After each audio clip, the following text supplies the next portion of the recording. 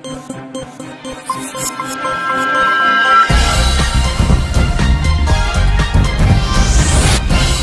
देख रहे हैं A9 न्यूज, पल पल की खबर।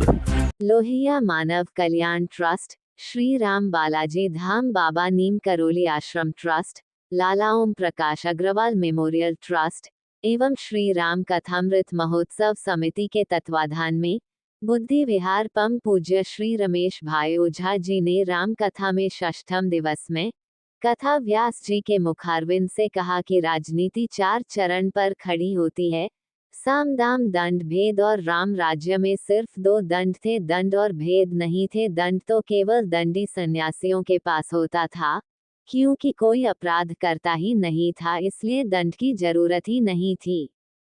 युद्ध केवल कुरुक्षेत्र के मैदान में हुआ यह नहीं है, यहीं पर गीता को समझना है। जहां पर महाभारत का युद्ध हुआ उसका नाम है कुरुक्षेत्र।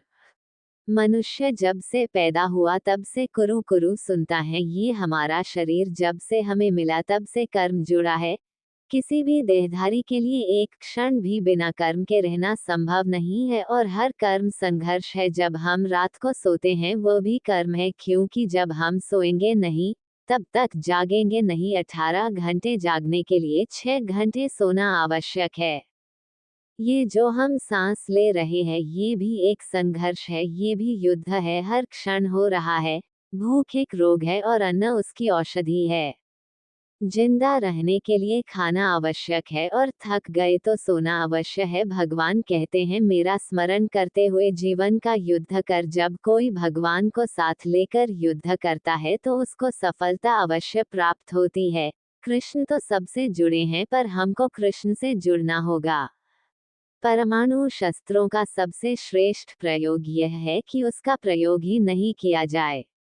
जिस प्रकार इंजीनियर को डॉक्टरी का ज्ञान नहीं हो सकता है, उसी प्रकार जो ज्ञान मेरे पास नहीं है वह तुम्हारे पास है, और जो तुम्हारे पास नहीं वह मेरे पास है। इसलिए ज्ञान पर कभी घमंड नहीं करना चाहिए, क्योंकि ज्ञान एक अथाह सागर है। पति राम ने पत्नी सीता का त्याग किया ही नहीं है, बल्कि राजा राम को प्रजा के चलते रानी सीता का त्याग करना पड़ा। रमेश भाई ओझा। कथा व्यास जी ने कि आज शिक्षा पर ही भारत की सरकार काम कर रही है और भ्रष्टाचार ना हो, इसकी जवाबदेही तय की जा रही है। लेकिन देश के हर नागरिक में कर्तव्यों का पालन करने की प्रेरणा होनी चाहिए, तभी देश आगे और राष्ट्र प्रेम की भावना जगती है। आगे कहते हैं कि आज हर व्यक्ति को राष्ट्र और समाज के प्रति उसका कर्तव्य क्या है, इसका बोध कराने वाले प्रभु श्री राम ही है, जिन्होंने पति के रूप में, भाई के रूप में, राजा के रूप में और सेवक के रूप में कर्तव्यों का बोध कराया है।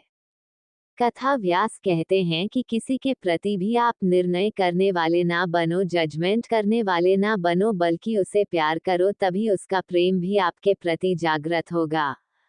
भगवान राम के त्याग और समर्पण को बताते हुए कहते हैं कि पति राम ने पत्नी सीता का त्याग किया ही नहीं है, बल्कि राजा राम को प्रजा के चलते रानी सीता का त्याग करना पड़ा। त्याग और समर्पण सभी के मन में नहीं होता। जिस प्रकार भगवान राम ने कर्तव्य के लिए रानी सीता का त्याग किया था, बेटियों की रक्षा करने का संकल्प दिलाते हुए कहते हैं कि जब माता सीता का हरण रावण ने किया था तब इस देश के रीछ लड़े हैं स्त्री की रक्षा करने के लिए। यही हमारे सनातन की परंपरा है कि स्त्री के पैर छुए जाते हैं, उसका सम्मान किया जाता है। लेकिन हमारे देश की संस्कृति को समाप्त कर अंग्रेजों ने अपनी संस्कृति को बढ़ावा दिया। यही वजह है कि आज देश की संस्कृति को समाप्त किया जा रहा है।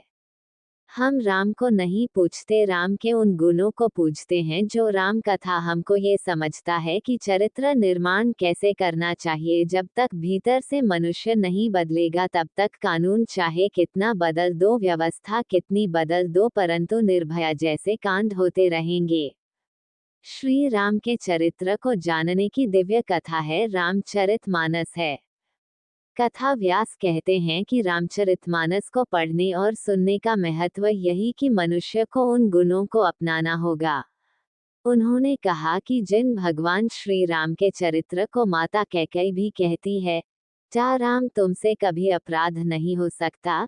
जिसने प्रभु के लिए वनवास मांग लिया हो, जब वो ही प्रभु श्री राम के गुणों को बताती है और कह रही हैं कि बेटा तुमसे कभी अपराध नहीं हो सकता। ऐसे हमारे प्रभु के गुणों को हम गाते हैं, उन गुणों को मनुष्य अपने जीवन में उतारे तो पूरा त्रिलोक प्रसन्न हो जाता है। परम पूज्य कथाव्यास रमेश भाई ओझा जी ने कहा कि विश्व में सिर्फ 3 ही राम हुए, जिसमें परशुराम, राघव राम और बलराम हुए हैं, जिनका विश्व आज भी स्मरण करता है। आरती में विनीत कुमार गुप्ता लोहिया, विभोर कुमार गुप्ता लोहिया, विपिन कुमार गुप्ता लोहिया एवं समस्त लोहिया परिवार एवं राम कथामृत महोत्सव समिति के महेश चंद्र अग्रवाल, प्रिया अग्रवाल, महामंत्री प्रवीण कुमार, कोषाध्यक्ष अंकुर अग्रवाल। आज के मुख्य अतिथि रहे मुरादाबाद विकास प्राधिकरण उपाध्यक्ष शैलेश कुमार परिवार सहित आचार्य व्योम त्रिपाठी, अशोक अग्रवाल महामंत्री अकाल भारत लोक शिक्षा परिषद, विशेष गुप्ता पूर्व बाल संरक्षण आयोग अध्यक्ष। मंच का संचालन बाबा संजीव आकांक्षी और ऋतु नारंग जी के द्वारा किया गया।